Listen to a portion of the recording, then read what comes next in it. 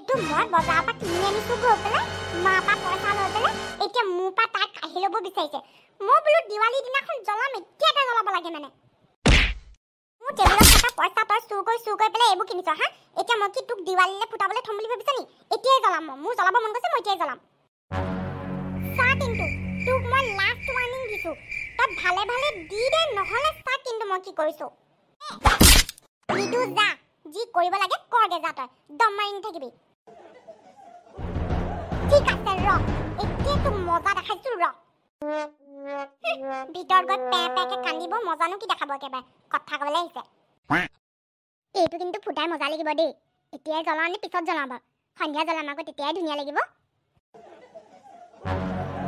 এইটো পাগল আছে, ইয়াত এইটো জ্বলাই দিছে যে মই এতিয়া ফুটি মৰিম।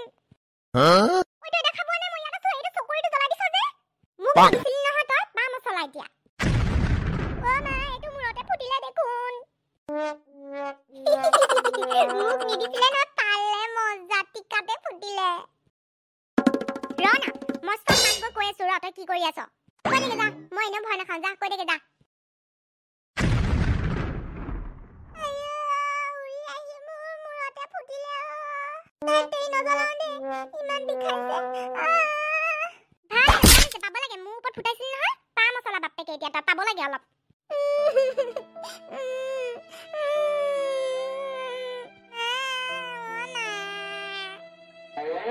সি মাক লগোৱাৰ আগতে মই মাক আগতে কওঁ সি যে বদমাছি কৰিছিলে বুলি, তেতিয়াহে মাক দিব, নহ'লে মই মাটো খাম।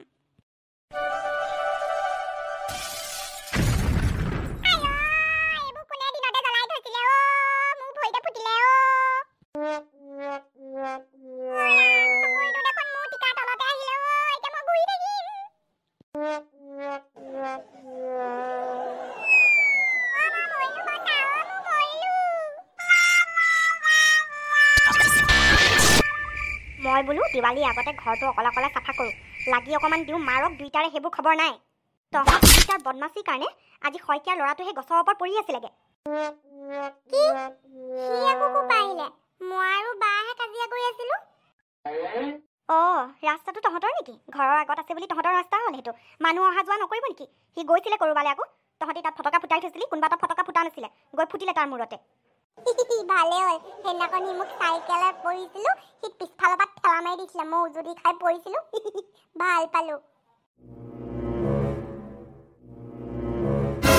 সেয়াই, অকল লোকৰ বেয়াটো কৰিলে ভাল পায় মানে। মা সঁচাকে মই যে একো কৰা নাছিলো, সিহে মোৰ লগত লাগি লৈছিলে। তহঁতি কোনো কম নহয়, দুইটাই গোহালিত বন্ধ থাকিবি আজি। মই একো কৰা নাই নহয়, ইহে। আৰু ইয়াৰ কাৰণে যে মই পানিছমেণ্ট খাবলৈ নাই দেই। তই ডাঙৰ নহয়, তই যদি বুজা হলিহেঁতেন এনেকুৱা নহয়। লোকৰ ঘৰৰ মাক বাপেকৰ পৰা কথা শুনিব লগা হৈছে। দুইটাই গোহালিত থাকিবি, নহ'লে মই বান্ধি ৰাখিম কিন্তু। ইহঁতৰ অটপালি দিনক দিন বাঢ়ি গৈছে। বাই, দৰ্জাখন খোলা আছে, ব'ল পলাও। তই যা, মোৰ গৰজ পৰা নাই। মায়ে বান্ধি থ'ম বুলি কৈছে নহয়, সঁচাকে বান্ধি থ'ব। তোৰতো লাজ নাই, মই আকৌ তোৰ নিচিনা নহয় নহয়, নিৰ্লজ্জ। হ'ব তই যদি ডাঙৰজনী হৈ পেলাই বুজা হলিহেঁতেন নহয়, এনেকুৱা দিন আমাৰ নহয় একেবাৰে। মায়েতো একেবাৰে দিলেই, এইবাৰ যদি নুশুনো কথা একেবাৰে কোবাই দিব। এইডালৰ কথা শুনি থাকিলে মাথাটো এনেই বেয়া হ'ব। তহঁত দুটা গোহালিত যে? আইতা মা, তুমি কেতিয়া আহিলা? আইতা মা, তহঁত দুটাক চাবলৈ গুচি আহিলো। তহঁতি বোলে কিবা বদমাচি কৰিলি বোলে, আৰু মায়ে গোহালি বন্ধ কৰি ৰাখিছে তহঁতক। আজিৰ পৰা বদমাচি নকৰিবি, ব'ল বাহিৰলৈ যাওঁ। দিৱালীৰ কাৰণে বহুত কাম কৰিব লাগিব নহয়। মায়েনো অকলে অকলে কিমান কৰিব, ব'ল লাগি দিওঁগে। আইতা, দিৱালীনো কিয় মনাই? আইতা, দিৱালীনো আমি কিয় পাতো কোৱাচোন? তহঁতি মানে সাধু কথা শুনিবি। দিৱালী কেলে হয় ব'ল বাৰু, সেই তাৰ কাৰণে মই আকৌ ইয়াত বুজাব নোৱাৰো। বাহিৰলৈ ব'ল, ভালকৈ বহি ল'বি। আজি তহঁতক মই বুজাম দিৱালী কিয় আমি পাতো। তহঁতক দিৱালী কিয় পাতো এইটোতো কমেই, তাৰ আগতে আৰু এটা গল্প শুনাও, ৰক্তবীজ নামৰ এটা অসুৰৰ। আইতা, আমাৰ ইয়াৰ নিচিনা নেকি বাৰু? মই তেনেকুৱা নহয় নহয়, আমাৰ বাইজনীহে তেনেকুৱা। শুন, তেতিয়াহে গম পাবি। এসময়ৰ কথা, ৰক্তবীজ নামৰ এটা অসুৰ আছিল। ৰক্তবীজ, পৌৰাণিক কথাৰ মতে এটা অসুৰ আছিল, যাৰ ওপৰত যাক ব্ৰহ্মাজীয়ে আশীৰ্বাদ দিছিল আৰু কৈছিল যে যদি তাৰ অকণমান হ'লেও তেজ যদি মাটিত পৰে, তেনেহ'লে আৰু এটা ৰক্তবীজ হৈ যাব আৰু তেনেকৈ যদি আৰু অকণমান তেজ পৰে তেনেহ'লে ঢেৰ ৰক্তবীজ হৈ যাব। এইটো ব্ৰহ্মাৰ বৰদান আছিল ৰক্তবীজ অসুৰটোৰ নামত। আৰু সেইকাৰণে ৰক্তবীজে নিজকে বহুত শক্তিশালী বুলি ভাবিছে, কাৰণ তাক যদি কোনোবাই কাটে তেনেহ'লে তাৰ তেজত আকৌ এটা হৈ যাব, আকৌ য'তে য'তে তেজ পৰিব আকৌ এটা হৈ যাব। সি এতিয়া নিজকে খুব শক্তিশালী বুলি ভাবিছে, নিজকে অজৰ অমৰ বুলি ভাবিছে। যিহেতু সি বহুত শক্তিশালী আছিল, সি ভাবিছিল যে স্বৰ্গপুৰী যিমান দেৱী আছে চবকে মই নিজৰ কৰি ল'ম আৰু স্বৰ্গত মই ৰাজ কৰিম। সেইকাৰণে সি দেৱলোকলৈ গ'ল। স্বৰ্গপুৰীলৈ গ'লেহে সি দেৱতা আৰু দেৱীক নিজৰ কৰিব পাৰিব আৰু দেৱতাবোৰক মাৰিব পাৰিব, অত্যাচাৰ কৰিব লাগিল সি। তাকে দেখি যিমান দেৱী দেৱতা আছিল চবৰ মাজত হাহাকাৰ লাগি গ'ল। চবেই কান্দিছে, চবেই সহায়ৰ কাৰণে এতিয়া ক'লৈ যাব? কৈলাশ পৰ্বতলৈ গ'ল আৰু কৈলাশ পৰ্বতত তাহাঁতি দেৱী পাৰ্বতীক পালে। তেতিয়া তাহাঁতৰ মাজত হাহাকাৰ সৃষ্টি হৈ গ'ল আৰু গোটেই দেৱী দেৱতাই পাৰ্বতীক ক'লে যে দেৱী তুমিয়ে ৰক্ষা কৰা মা, আমিতো একো কৰিব পৰা নাই আৰু সেই দৈত্যটো আমাৰ পিছে পিছে ইয়ালৈও গুচি আহিছে, ৰক্ষা কৰা মা, ৰক্ষা কৰা। মা পাৰ্বতীয়ে এই গোটেই কথাখিনি শুনিলে আৰু গোটেই কথাখিনি শুনি পেলাই ক'লে তোমালোক চব পিছফালে হৈ যোৱা আৰু মোক আগবাঢ়ি যাব দিয়া। ইমানতে ৰক্তবীজো দেৱীৰ আগত আহি গ'ল আৰু দেৱীক দেখি সি মুগ্ধ হৈ পৰিল আৰু দেৱী ওচৰলৈ যাব ওলাল। তেতিয়াই পাৰ্বতী দেৱীয়ে ক'লে খবৰদাৰ, তই আগবাঢ়ি নাহিবি, তই পিছফালে যা আৰু তই ভালে ভালে ইয়াৰ পৰা গুচি যা, নহ'লে তোৰ কিন্তু নষ্ট হৈ যাব। ইমানতে ৰক্তবীজে হাঁহিব লাগিল, ক'লে মোক কোনেও মাৰিব নোৱাৰে। ইমানতে দেৱী পাৰ্বতীয়ে কাষত থকা ত্ৰিশূলখন উঠাই ল'লে আৰু দিলে তাৰ ওপৰত মাৰি। যেতিয়াই ত্ৰিশূলখন ৰক্তবীজৰ গাত লাগিল তেতিয়াই তেজ পৰিব লাগিল আৰু তেজ পৰাৰ লগে লগে ৰক্তবীৰৰ নিচিনা ঢেৰ হ'বলৈ হ'ল, কাৰণ ব্ৰহ্মাদেৱেতো আশীৰ্বাদ দি থৈছিল যে তাৰ তেজ য'তে য'তে পৰিব, যিমান যিমান পৰিব তিমান ৰক্তবীজ হৈ যাব। তাকে দেখি দেৱী পাৰ্বতীৰ খং উঠি গ'ল আৰু গোটেই ৰক্তবীৰবোৰক মাৰিবলৈ আৰম্ভ কৰিলে। যিমান বাৰ পাৰ্বতী দেৱীয়ে ৰক্তবীজক মাৰিছে তিমান বাৰেই তাৰ তেজ পৰি পৰি সি তিমান বাৰে বাঢ়ি গৈ আছে। তাকে দেখি পাৰ্বতী দেৱী বহুত খং উঠিল আৰু এইবাৰ খঙত লাহে লাহে পাৰ্বতী দেৱী ক'লা পৰি আহিল, চকু ৰঙা হৈ আহিল আৰু তেজে লটপট হৈ আৰু চাওঁতে দেৱী এটা ভয়ংকৰ ৰূপ ধাৰণ কৰি ল'লে। এতিয়াই গোটেই পৃথিৱী কঁপিব লাগিল আৰু লাহে লাহে যিমানবোৰ অসুৰ আছিল চব নিজে নিজে ধোঁৱা নিচিনা নাইকিয়া হৈ গৈছে। বাঘৰ ছাল পিন্ধি, হাতত তৰোৱাল আৰু গলত নৰমুণ্ডিৰ মালা পিন্ধি মাৰ এই ভয়ংকৰ ৰূপ বিকৰাল ৰূপী মহাকালী প্ৰকট হৈ গ'ল।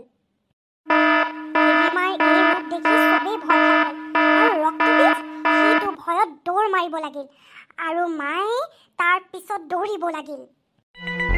দেৱী মাৰ ইমান খং, পিছে পিছে গৈ তাক কাটিব লাগিল আৰু যেইবাৰ কাটিছে সি তিমান বাৰ হৈ গৈছে।